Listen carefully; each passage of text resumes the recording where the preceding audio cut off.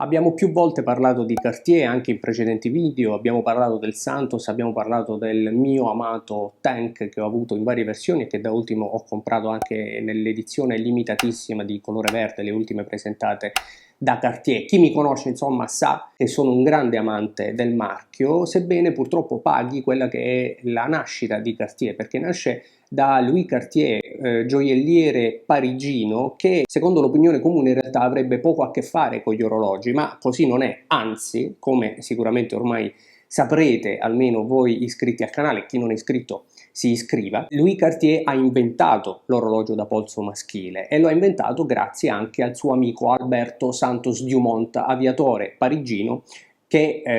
gli chiese di poter avere uno strumento da polso di facile lettura e così nacque il Cartier Santos. Era il 1906. Cartier insomma ha fatto la storia dell'orologeria. Con queste premesse non potrebbe essere diversamente. Le icone di stile di Cartier, a partire dalla gioielleria, ma appunto arrivando agli orologi, sono tantissime e ne abbiamo appena citate due, il Santos e il Tank, che fu progettato secondo la forma stilizzata dei carri armati inglesi durante la prima guerra mondiale e fu donato a un generale statunitense. Insomma è l'orologio maschile da guerra per eccellenza, sebbene poi sia stato declinato invece in orologio elegante. Ma non dimentichiamo qual è la storia del Tank. Cartier ha lanciato sul mercato poi tante altre icone dell'orologeria, ad esempio il Tank Americain, famosissimo e amato dalle star di Hollywood, o anche il Ronde, il Drive, il Roadster e così via. Oggi però voglio concentrarmi su un piccolo confronto tra quella che è stata Cartier a metà degli anni 80 e 90 con questo Cartier Ronde in argento del 1994 acquistato da Haussmann a Roma e quest'altro invece Tank di cui vi ho appena parlato in edizione limitata. Ecco, li voglio mettere a confronto perché in realtà questo piccolo video ci consente di capire come Cartier non soltanto sia fortemente radicata nell'orologeria, ma abbia anche mantenuto una fortissima coerenza con il passare degli anni, anzi con il passare dei decenni. E infatti, se così come questo Must de Cartier Ronde nel 1994 con il suo movimento ETA al quarzo, anche se al quarzo comunque di grande pregio, dettava degli stilemi di eleganza unisex maschile con una cassa rotonda da 33 mm di grande eleganza, ancora oggi Cartier con questo Tank, con questo Must de Cartier, perché questo Cartier riprende quello che è stato il Tank proprio in quegli anni, proprio negli anni 80 e 90, ancora una volta voglia rivivere quegli stilemi, quella moda che fu lanciata tanti anni fa,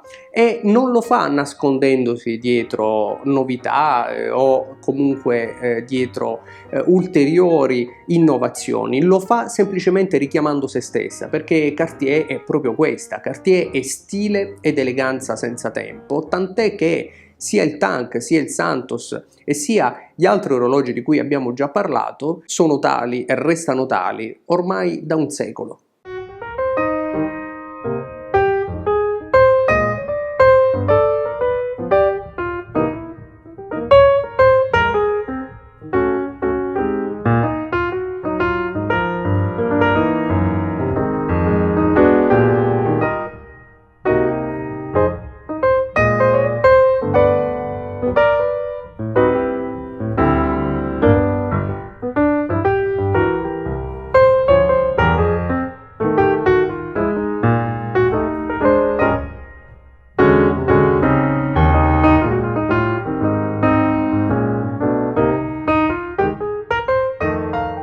Perché allora questo video? Beh, innanzitutto per mostrarvi la bellezza e l'eleganza di orologi che tra gli appassionati in realtà potrebbero essere dei semplici entry level dell'eleganza, dei dress watch, ma che in realtà con sé portano tutt'altro, cioè portano una vera storia orologera legata indissolubilmente a chi ha creato l'orologio da polso maschile. E allora, se orologi di questo tipo sono comunque degli orologi che hanno un prezzo abbastanza contenuto e che sono accessibili ai più, sono anche orologi di nicchia, perché oggi, come sappiamo, è l'orologeria sportiva, l'orologeria professionale ad essere principalmente amata, e sono un po' passati in secondo piano questi orologi che sembrano effettivamente eleganti, ma in realtà sono del tutto casual. Sono orologi che stanno benissimo anche con un abbigliamento del tutto informale. Ad esempio, il Tank mi piace indossarlo soprattutto in maniche di camicia o con una bella maglietta a maniche corte,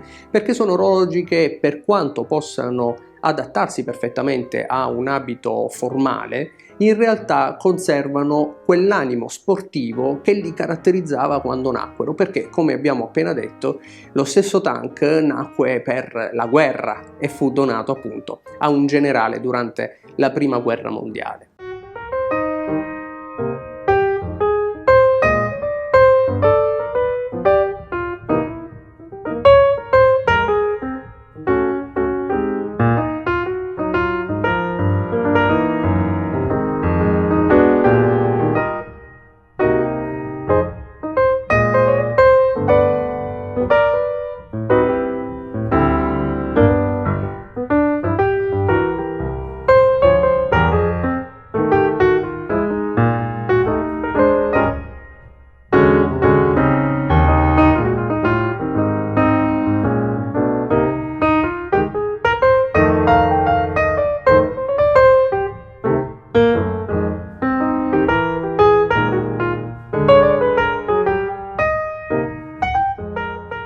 Di rifiniture e fatture non è neanche il caso di parlarne e discuterne. Cartier ha sempre rappresentato l'eccellenza sia nell'ambito della gioielleria che dell'orologeria, anche con orologi che non sono questi ma presenti a catalogo rappresentano con movimenti tourbillon di manifattura l'altissima orologeria oggi presente sul mercato. Però è anche vero che con poco prezzo è possibile acquistare la storia dell'orologeria e soprattutto degli oggetti di grande pregio e che ancora oggi, nonostante il quarzo e nonostante anche le loro dimensioni, mantengono un mercato molto forte tra gli appassionati, tant'è che un Cartier Ronde di questo tipo ha un prezzo che oscilla tra i 1500 e i 2000 euro a secondo del corredo, mentre questo Tank in edizione limitata ha un listino di 2850 euro, ma in realtà su Chrono24, proprio a causa della sua rarità, se ne trovano soltanto 5 in Italia e con prezzi a partire dai 4000-4500 euro. Che cosa significa? Significa che ancora oggi Cartier è riconosciuta per ciò che effettivamente rappresenta nel mondo dell'orologeria, a differenza invece di ciò che si potrebbe credere, così come abbiamo detto prima, e cioè secondo l'opinione comune. E allora con questo video io, come sempre, oltre a parlarvi degli orologi e a darvi quelle che sono le mie opinioni, le mie considerazioni personali, vorrei in realtà sapere la vostra, e cioè da appassionati che cosa credete sia oggi Cartier, che cosa rappresenta la Maison e soprattutto quale tra questo Ronde e questo Tank in edizione limitata scegliereste e perché. Ne parliamo come sempre nei commenti. Io invece vi ringrazio per essere stati con me anche in questo video, vi invito ad iscrivervi al canale, come sapete è gratuito. Noi invece ci rivediamo qui su TOC per una prossima puntata. Ciao!